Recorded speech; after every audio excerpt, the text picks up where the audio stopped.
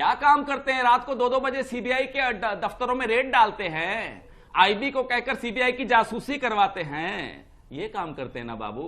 यही तो हम कह रहे हैं भैया, जो काम उनका बोलता है कि बाबूगिरी समझ से परे है। सीबीआई पे आईबी, आईबी पे रॉ पे डोभाल। ये क्या मजाक बना रखा है भाई साहब? क्या मजाक बना रखा है संबित भाई साहब? 70 साल में अटल जी की भी सरकार थी, आपने तो उनको भी गाली दे दी। मैं बताता हूं, रुक के बोला करिए।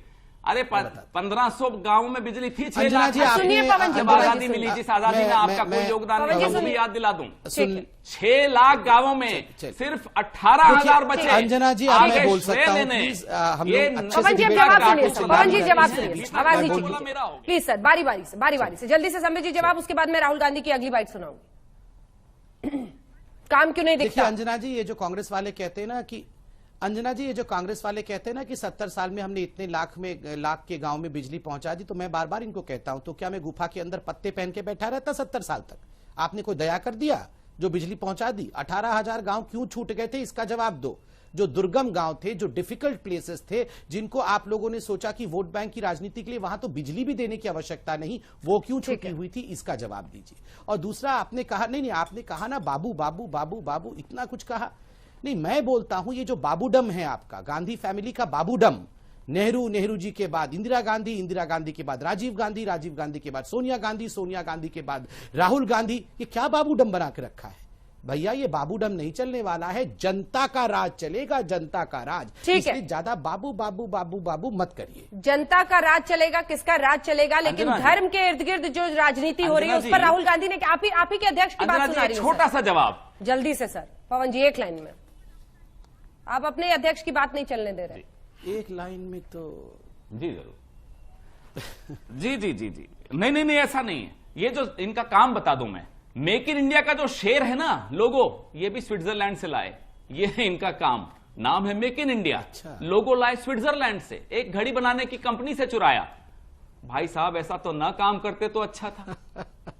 देश का अपमान तो मत करिए बाबू।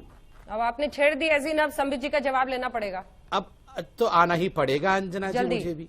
अंजना जी, मुझे तो वो दिन याद आ गए। अंजना जी, मुझे तो डिबेट के वो हसीन दिन याद आ गए। आपको याद होगा जब उत्तर प्रदेश में चुनाव चल रहा था अंजना जी, आपको याद होगा, आप भी खड़ी थी, मैं भी खड़ा था, शायद शोभा ओझा जी थी, जिस समय अचानक राहुल गांधी जी ने कहा कि अरे ये मेक इन इंडिया तो होना चाहिए, मैं तो देखना चाहता हूं कि मेक इन लखनऊ पतीला और खर्ची हो। और जब व्हाइट हाउस में मिशेल ओबामा खाना बनाने आए तो पतीला देख के कहे wow, make in Uttar Pradesh, make in Jhabua. बताइए, मतलब ये 70 साल रहने के बाद अब जाके मिशेल ओबामा वाओ कहे, तो क्या मतलब सारे वाओ इनको मोदी जी के समय में चाहिए।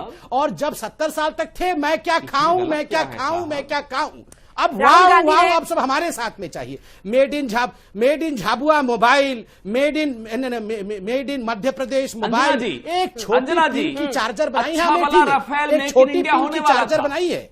अच्छा भला रफेल मेक इन इंडिया होने वाला था।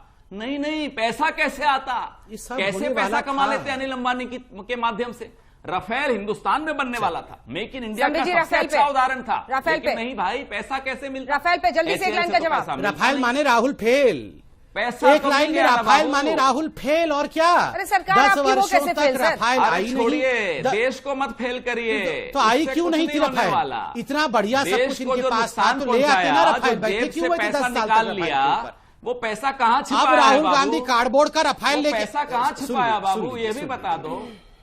ये कहाँ छिपा है? अनिल अंबानी के पास छिपा है, विजय माल्या के पास छिपा है, नीरव मोदी के पास छिपा है, पवन जी जवाब सुनिए। कार्डबोर्ड का राफेल लेके ललित मोदी के पास छिपा है। भैया छिपा किसके पास है? ये कहाँ जवाब देंगे? हाथ में कुछ उठा लिया है संबित जी ने, देखिए पहले बाबू। अरे संबित जी ने हाथ में कुछ उठा लिया, नहीं, वो हाँ, वो कार्डबोर्ड का राफेल लेके राहुल गांधी घूम रहे हैं। अरे हिम्मत होती तो असली राफेल लेके 10 साल में चले। हिंदुत्व के मुद्दे पर कैसे राहुल गांधी ललकार रहे, एक बार जल्दी से सुना देते, देखिए ले जाना था। राहुल गांधी क्या कह रहे हैं, जल्दी से ये दोनों बातें उनकी सुनाइए जल्दी से। ये जो बीजेपी के लोग हैं, फ्रैंकली हिंदू धर्म की बात करते हैं, ये हिंदू धर्म को समझते ही नहीं है। इनसे बेहतर मैं समझता हूँ हिंदू धर्म। ये नहीं बोल रहा हूँ मैं, हिंदू तो कोई धर्म मैं आपको सच बोल रहा हूँ, हिंदू धर्म ही नहीं है सर। ठीक है, तो और ये क्या सोचते हैं ये सोच, ये इस देश की स्ट्रेंथ क्या है? इस देश की स्ट्रेंथ आप सब लोग। हिंदू धर्म मैं उनसे बेहतर समझता हूं। संबित पात्रा जी वो कह रहे हैं, जो हिंदुत्व के नाम पर आप सोच रहे हैं कि पॉलिटिक्स चमका लीजिएगा, अब आप ही के खेल में आप ही के तरीके को अपनाकर वो आपको मात देना चाहते हैं। संबित जी। नहीं, वो तो हिंदू धर्म समझते ही हैं, तभी तो 2008 में कहा था ना कि हमें हिंदुओं से ज्यादा खतरा है, एलईटी से खतरा नहीं है। बहुत समझते हैं हिंदू धर्म को, तभी तो उनकी माताश्री ने कहा था कि Ram does not exist, Ram मृतक है।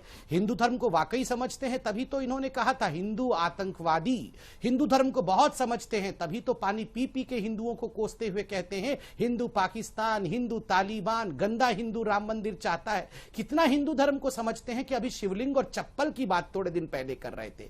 देखिए, इतना हिंदू धर्म को समझने और सोचने की कोशिश मत करिए राहुल जी।